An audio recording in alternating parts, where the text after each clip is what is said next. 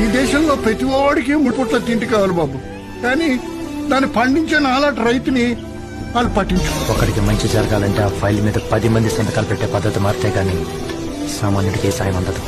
ఈ దేశంలో రైతుని బాగున్నావని అడగొద్దు బాబు.